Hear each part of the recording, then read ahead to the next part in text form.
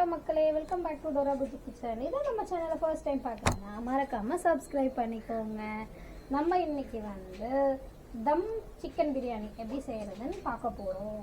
அதுக்கு என்னென்ன இன்க்ரீடியன்ட்ஸ் தேவை அப்படிங்கிறதோ, எப்படி நம்ம இன்க்ரீடியன்ட்ஸ் எவ்வளோ அளவுக்கு நான் எடுத்திருக்கேன் அப்படிங்கிறதையும் நான் சொல்லிடுறேன். ஆல்ரெடி நாங்கள் உங்களுக்கு ப்ரான் பிரியாணியும் ஸ்குவிட் பிரியாணி, அதாவது கனவா பிரியாணி, அதுவுமே ஆனால் வடித்து போட்டு அந்த மெத்தடில் நான் வீடியோ அப்லோட் பண்ணியிருக்கேன். இது சிக்கன் பிரியாணி, தம் பிரியாணி. நம்ம வடி பிரியாணி கிடையாது, இது தம் பிரியாணி. இது ஆம்பூர் ஸ்டைலில் நம்ம தம் பிரியாணி செய்ய போகிறோம். ஸோ எப்படி செய்கிறதுன்னு ஃபஸ்ட்டு பார்த்துடலாம். வாங்க வீடியோக்குள்ளே போகலாம். இப்போ நம்ம 1 kgக்கு 200 ml நம்ம ஆயில் ஆட் பண்ணிக்கலாம். ரீஃபண்ட் ஆயில் தான் எடுத்துருக்கோம். நம்ம 200 ml ரீஃபண்ட் ஆயில் ஆட் பண்ணிக்கலாம்.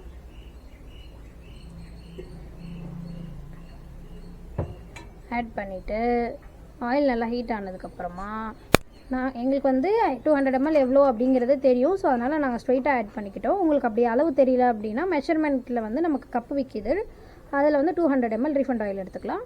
இப்போ ஆயில் நல்லா ஹீட் ஆனதுக்கப்புறமா நம்ம ஹோல் ஸ்பைசஸ், அதாவது பட்டை, லவங்கம், ஏலக்காய், அப்புறம் அன்னாச்சி பூ, அதெல்லாம் 2 கிராம் எடுத்து வச்சுருக்கோம். அதை நம்ம ஆட் பண்ணிக்கலாம். ஆட் பண்ணிவிட்டு அது நல்லா பொரிஞ்சு வரணும். அது நல்லா பொரிஞ்சு வந்ததுக்கப்புறமா நம்ம வெங்காயத்தை ஆட் பண்ணிக்கலாம். இன்றைக்கி நான் 400 கிராம் வெங்காயம் எடுத்து வச்சுருக்கேன். 1 கிலோவுக்கு 400 கிராம் வெங்காயம் எடுத்து வச்சுருக்கேன். அதை மெல்லிஸாக கட் பண்ணி எடுத்து வச்சுருக்கேன். அது நம்ம ஆட் பண்ணிவிட்டு கொஞ்சம் உப்பு போட்டுக்கலாம். அது வதங்குறதுக்கு உப்பு போட்டுட்டு நல்லா வதக்கி விட்டுடலாம். ஆனியன் நல்லா கோல்டன் ப்ரௌன் ஆகணுங்க. எவ்வளோக்கு எவ்வளோ கோல்டன் ப்ரௌன் ஆகுதோ அவ்வளோக்கு அவ்வளோ உங்களுக்கு பிரியாணி டேஸ்ட்டு கொடுக்கும். சீக்கிரமாக பிரியாணி கெட்டு போகாமையும் இருக்கும் உங்களுக்கு. இப்போ வெயில் டைம் அப்படிங்கிறதுனால நம்ம மார்னிங் பண்ண ரைஸ் எல்லாமே மதியானம் ஈவினிங்குள்ளே நமக்கு கெட்டுடுது. ஆனால் பிரியாணி நீங்கள் எவ்வளோக்கு எவ்வளோ டைம் நீங்கள் ஆனியன் வதக்குறீங்களோ அவ்வளோ டைம் உங்களுக்கு பிரியாணி கெட்டு போகாமல் இருக்கும். நல்லா கோல்டன் ப்ரௌன் ஆனதுக்கப்புறமா நம்ம நெக்ஸ்ட் இன்க்ரீடியன்ட் போடலாம். மினிமம் ஒரு 10 minutes ஆகுது இது நல்லா வதங்கணும் மக்களே. இப்போ நம்ம ஆனியன் வதங்கிடுச்சான்னு பார்த்துடலாம். இந்த அளவுக்கு நல்லா கோல்டன் ப்ரௌன் ஆனதுக்கப்புறமா நம்ம நெக்ஸ்ட் இன்க்ரீடியன்ட் ஆட் பண்ணிக்கலாம். நெக்ஸ்ட்டு நம்ம ஆயிலே பச்சை மிளகா நம்ம ஆட் பண்ணிக்க போகிறோம். பச்சை மிளகா கீனிலாம் எடுக்கலை, வெறும் தலை மட்டும் கிள்ளி அப்படியே ஆட் பண்ணுறோம். 6 பச்சை மிளகா, 1 கிலோவுக்கு 6 பச்சை மிளகா ஆட் பண்ணுறோம். அது நம்ம ஆயிலே போட்டோம் அப்படின்னா அந்த பச்சை மிளகாவோட ஃப்ளேவர் ஆயிலில் இறங்கும். அதுக்காக தான்.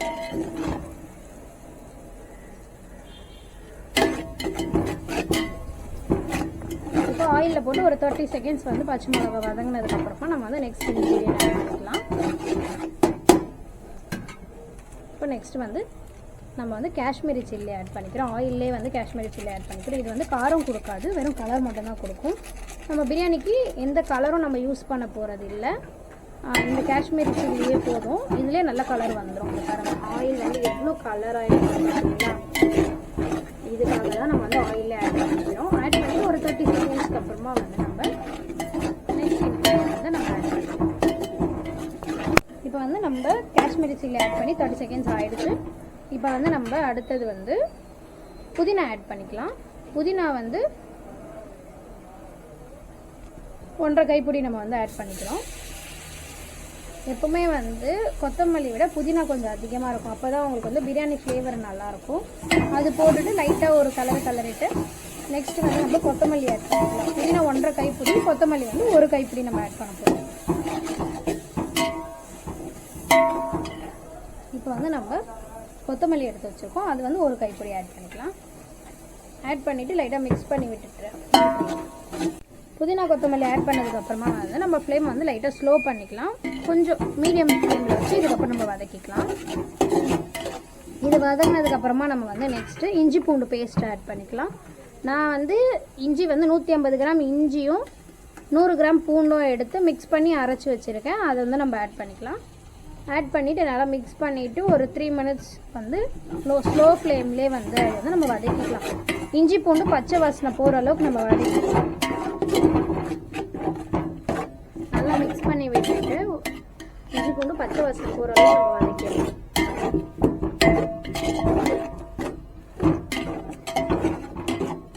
இப்போ நம்ம இஞ்சி பூண்டு ஆட் பண்ணி நல்லா பச்சை வாசனை போகிற அளவுக்கு வதக்கிட்டோம்.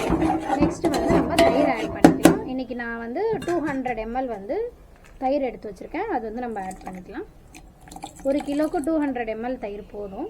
தயிர் இந்த அளவுக்கு நல்லா வந்து மிக்ஸ் ஆகி கிரேவி கன்சிஸ்டன்சி வந்ததுக்கப்புறமா நம்ம வந்து தக்காளி ஆட் பண்ணிக்கலாம். இன்றைக்கி வந்து தக்காளி 300 தக்காளி எடுத்து வச்சுருக்கேன் நான், மெலிசாக கட் பண்ணி. அது வந்து நம்ம ஆட் பண்ணிக்கலாம்.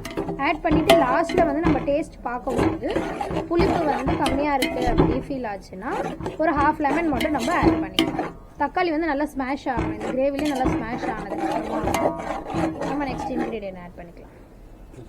தக்காளி வந்து நல்லா ஜூஸியாக ஒரு பேஸ்ட் மாதிரி இந்த கிரேவியில் ஆனதுக்கப்புறமா வந்து நம்ம நெக்ஸ்ட் இன்க்ரீடியன்ட் ஆட் பண்ணிக்கலாம். ஒரு 3 to 4 மினிட்ஸ் வந்து லோ ஃப்ளேம்லேயே இது நல்லா வதங்கட்டும். இப்போ வந்து நம்ம வந்து தக்காளி வந்து நல்லா வதங்கிருச்சா அப்படின்னு பார்த்துடலாம் வாங்க.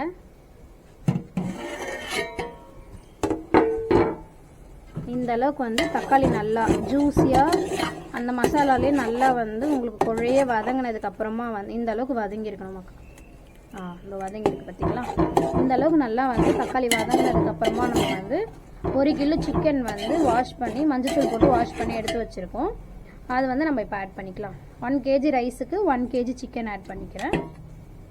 ஆட் பண்ணிவிட்டு ஒரு மிக்ஸ் கொடுத்துடலாம். நம்ம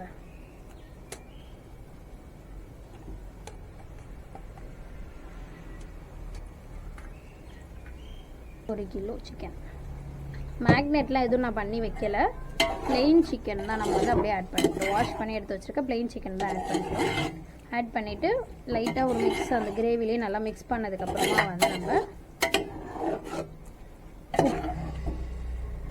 இப்போ வந்து சிக்கன் வந்து நல்லா 1 மினிட்டுக்கு வந்து நம்ம அந்த கிரேவிலேயே மிக்ஸ் பண்ணிவிட்டு இப்போ வந்து உப்பு காரம் நம்ம வந்து ஆட் பண்ணிக்கலாம்.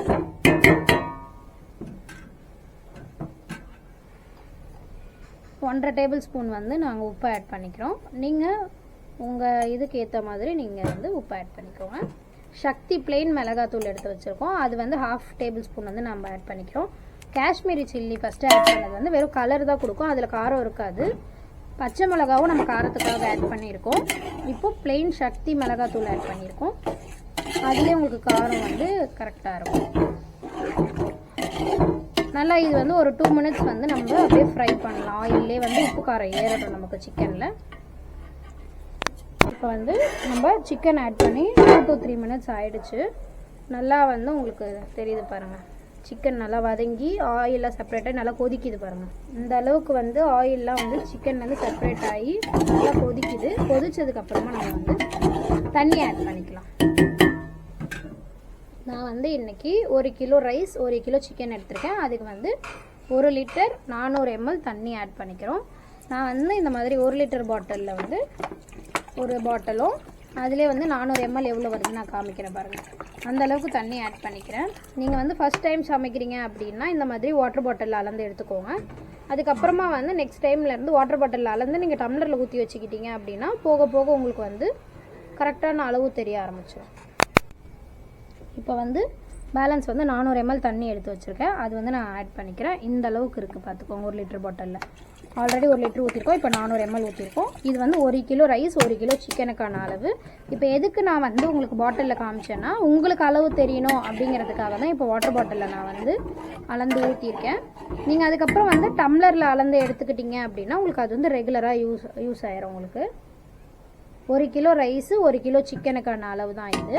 இந்த மசாலா எல்லாமே வந்து இந்த அளவு மசாலா எல்லாமே வந்து இன்றைக்கி நான் வந்து 1 கிலோ சிக்கனும் 1 கிலோ ரைஸ் போட்டு செய்கிறேன். நீங்கள் 1 கிலோ ரைஸுக்கு 1.5 கிலோ சிக்கன் வரைக்குமே நீங்கள் ஆட் பண்ணி இந்த அளவுலேயே மசாலாலாம் நீங்கள் போட்டுட்டு வந்து பிரியாணி செய்யலாம்.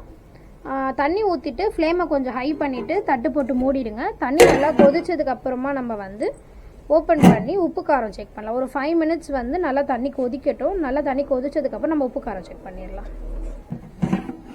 இப்போ வந்து தண்ணி நல்லா கொதிச்சிருச்சுங்க. கொதிச்சதுக்கப்புறமா நம்ம வந்து லைட்டாக அது ஒரு மிக்ஸ் கொடுத்துட்டு நம்ம வந்து உப்பு காரம் செக் பண்ணிடலாம். நீங்கள் வந்து அந்த ஆயில் வந்து நல்லா கிளறிட்டு எடுத்தீங்க அப்படின்னா தான் உங்களுக்கு வந்து தண்ணியில் உப்பு காரம் தெரியும். நீங்கள் இல்லைனா ஆயிலோட இதில் வந்து உங்களுக்கு தெரியாது. இப்போ வந்து புளிப்பு வந்து கரெக்டாக இருக்குது, புளிப்புத்தன்மை வந்து கரெக்டாக இருக்குது, காரமும் கரெக்டாக இருக்குது, உப்பு மட்டும் லைட்டாக கம்மியாக இருக்குது. ஸோ 1 டேபிள் ஸ்பூன் வந்து நான் உங்கள் உப்பு ஆட் பண்ணிக்கிறோம். ஆட் பண்ணிவிட்டு லைட்டாக மிக்ஸ் பண்ணிவிட்டு நம்ம அகைன் வந்து உப்பு செக் பண்ணிக்கலாம். உப்பு வந்து எப்போவுமே லைட்டாக கொஞ்சம் தூக்கலாக இருக்கணும், லைட்டாக கரிக்கணும். ஏன் அப்படின்னா உங்களுக்கு ரைஸ் ஆட் பண்ணதுக்கப்புறமா வந்து அந்த உப்பு வந்து ரைஸில் மிக்ஸ் ஆகும்போது உங்களுக்கு வந்து மேனேஜ் ஆயிரும். ஸோ அதனால் வந்து நம்ம உப்பு கொஞ்சம் அதிகமாகவே நம்ம ஆட் பண்ணிக்கலாம். லைட்டாக கறிக்கிற அளவுக்கு நம்ம ஆட் பண்ணிக்கலாம். இப்போ வந்து நம்ம உப்பை ஆட் பண்ணி லைட்டாக மிக்ஸ் பண்ணி அகைன் உப்பு செக் பண்ணிக்கலாம். இப்போ வந்து உப்பும் காரமும் கரெக்டாக இருக்குது. இப்போ வந்து நம்ம வந்து அடுத்து ரைஸ் ஆட் பண்ணிக்கலாம்.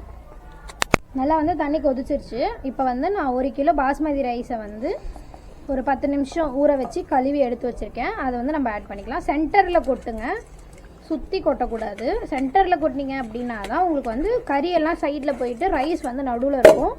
உங்களுக்கு அப்போ தான் வந்து நீங்கள் தம் உடைச்சி ரைஸ் எடுக்கும் போது கறி உடையாமல் உங்களுக்கு வரும். இப்போ வந்து லைட்டாக இப்படி ஒரு மிக்ஸ் கொடுத்துட்டு அடியிலேருந்து லைட்டாக கலருங்க. அப்போ தான் உங்களுக்கு வந்து அந்த கிரேவியும் சிக்கன்லேயும் அரிசி வந்து நல்லா வந்து மிக்ஸ் ஆகும். ஏன்னா ரைஸ் வெந்ததுக்கப்புறம் நீங்கள் இந்த அளவுக்கு மிக்ஸ் பண்ண முடியாது, அரிசி உடஞ்சிரும். இப்போ இந்த அளவுக்கு மிக்ஸ் பண்ணதுக்கப்புறமா நம்ம வந்து ஹை ஃப்ளேமில் வச்சுட்டு தட்டு போட்டு மூடிடலாம். மூடிட்டு ஒரு 5 மினிட்ஸ்க்கு அப்புறமா நம்ம ஓப்பன் பண்ணி பார்த்தோன்னா அந்த ரைஸும் தண்ணியும் ஈக்குவலாக லெவலுக்கு வந்ததுக்கப்புறமா நம்ம ஸ்லோ ஃப்ளேமில் கீழே தவா போட்டுட்டு மேலே வந்து ஒரு வெயிட் வச்சு ஒரு 15 மினிட்ஸ் லோ ஃப்ளேமில் தம் போட்டுடலாம். இப்போ வந்து 5 மினிட்ஸ் ஆயிடுச்சு. பார்த்தீங்களா, நம்ம ஊற்றின தண்ணியும் ரைஸும் சேம் லெவலுக்கு வந்துருச்சு. இப்போ லைட்டாக ஒரு மிக்ஸ் கொடுத்துட்டு கீழே ஒரு தவா வச்சுட்டு நம்ம வந்து தம் போட்டுடலாம். ஒரு 15 மினிட்ஸ் லோ ஃப்ளேமில் வந்து நம்ம தம் போட்டுடலாம்.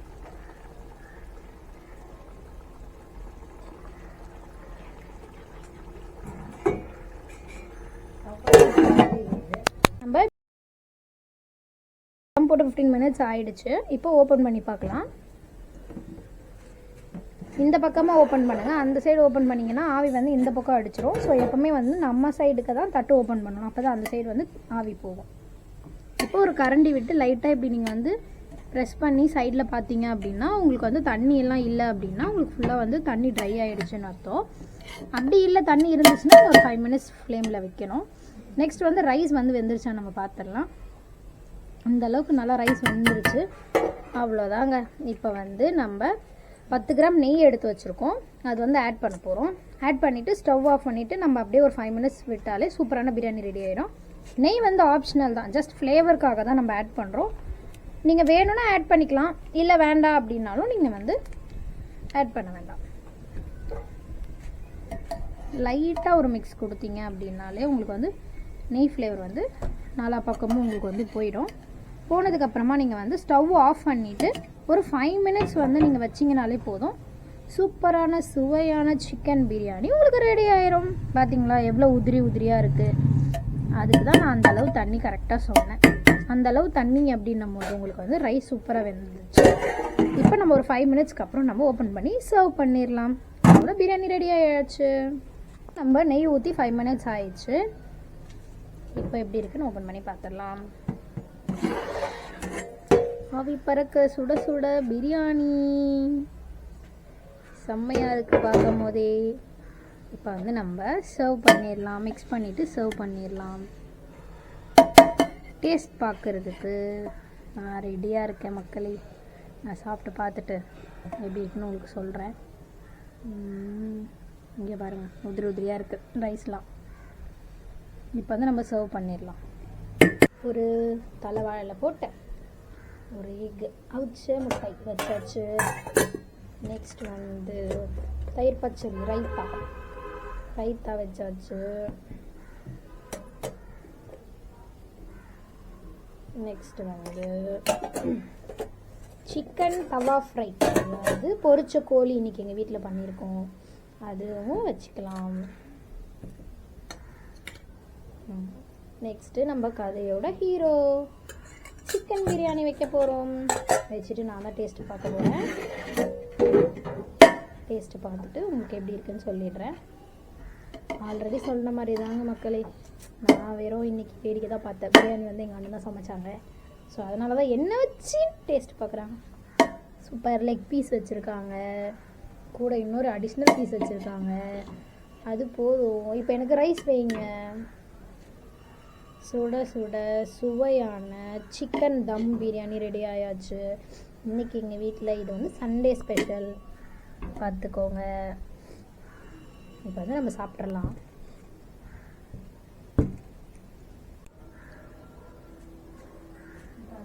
பிரியாணி டேஸ்ட் பார்த்துடலாமா? ரைஸ் வந்துருச்சான்னு ஃபஸ்ட்டு பார்த்துடலாம்.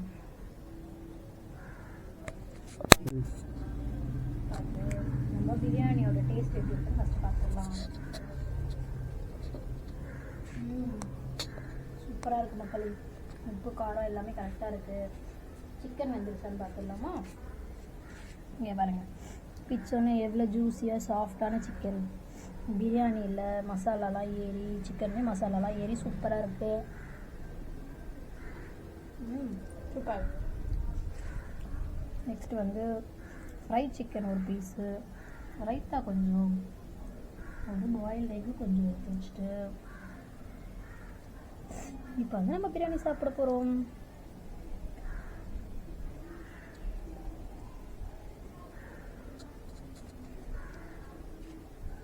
செம்மையாக இருக்குது மக்களே. இப்போ சொன்ன இன்க்ரீடியன்ஸ் வச்சு இதே அளவில் உங்கள் வீட்டில் நீங்கள் பிரியாணி செஞ்சு பாருங்கள். செம்மையாக இருக்கும். செஞ்சு பார்த்துட்டு எப்படி இருக்குன்னு கமெண்ட் செக்ஷனில் சொல்லுங்கள். இந்த வீடியோ பிடிச்சிருந்தா லைக் பண்ணுங்கள், ஷேர் பண்ணுங்கள், கமெண்ட் பண்ணுங்கள். மறக்காம டோரா புஜி சப்ஸ்கிரைப் பண்ணிக்கோங்க. பாய் மக்களே.